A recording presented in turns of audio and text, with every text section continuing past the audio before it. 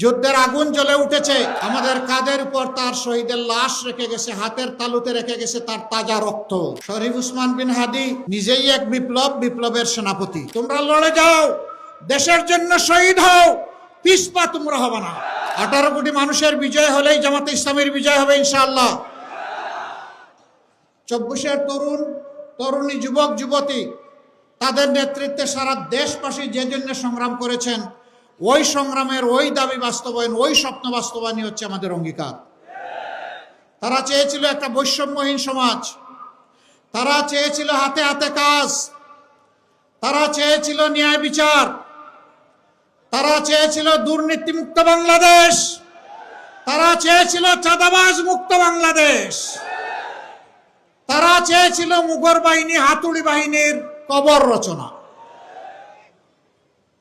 সেদিন পুরুষরা যুদ্ধ করেছে, নারীরাও যুদ্ধ করেছে।